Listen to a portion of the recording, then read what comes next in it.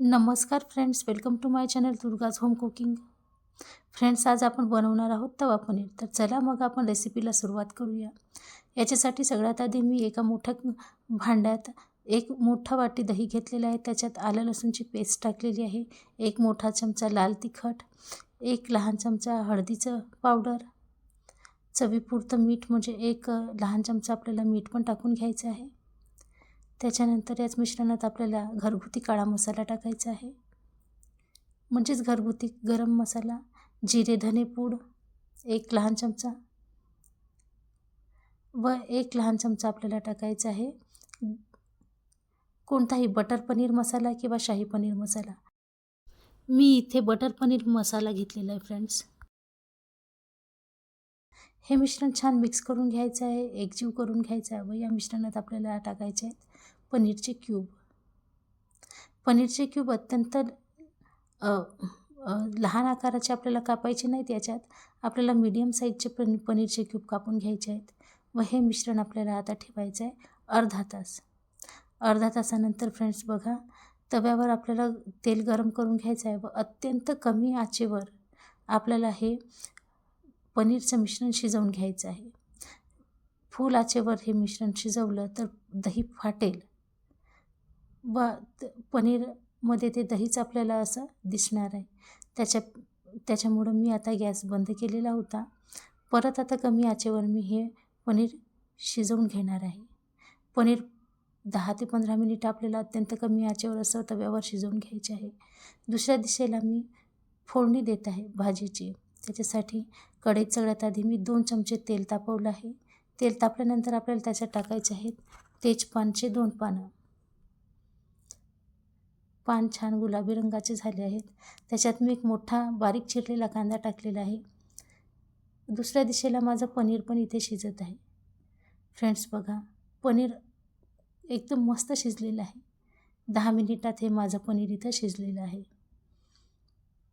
त्याचा रंग, त्याचा थिकनेस व त्याचं टेक्स्चर अत्यंत भारी दिसत आहे. हॉटेलपेक्षाही जास्त टेस्टी लागणारी ही डिश आपण आज घरीच बनवत आहोत.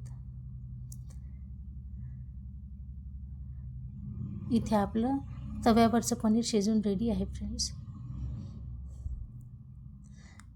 इकडे आपला कांदा पण छान गुलाबी झालेला आहे.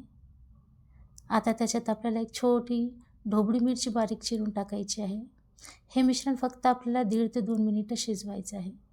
मिश्रण शिजलं की त्याच्यात आपल्याला थोडीशी एक लहान चमचा आलं लसूणची पेस्ट टाकून परत आपल्याला हे मिश्रण 2 ते 3 मिनिटं शिजवायचं आहे.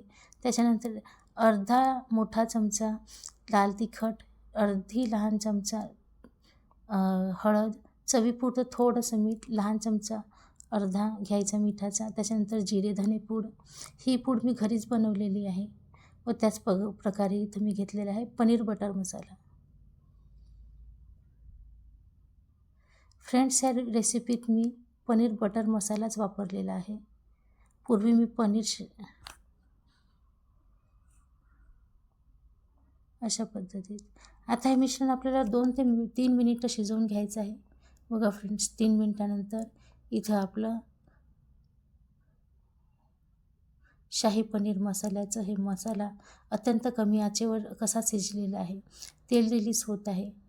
आता फ्रेंड्स, हा मसाला छान शिजलेला आहे. त्या मसाल्यात आपण तव्यावरचं संपूर्ण पनीर टाकून देणार आहोत. पनीर पण इथे शिजलेलं आहे, पनीर मसाला पण शिजलेला आहे. हे मिश्रण फक्त एकजीव होण्यासाठी आपल्याला जे दहीचं भांडं धुतलेलं होतं ते पाणी मी थोडंसं टाकून दिलेलं आहे व 3 ते 4 मिनिटं कमी आचेवर मला हे मिश्रण शिजवून घ्यायचं आहे.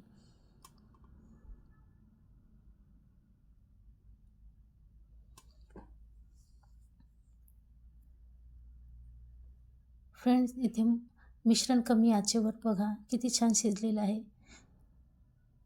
हे ही भाजी आपल्याला तवा पनीर आपल्याला पोळीसोबत, भाकरीसोबत, पावसोबत पण खाता येईल.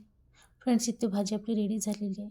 फ्रेंड्स, जर माझी रेसिपी तुम्हाला आवडली असेल तर प्लीज लाईक करा, शेअर करा, माझ्या चॅनेलला सबस्क्राईब करा.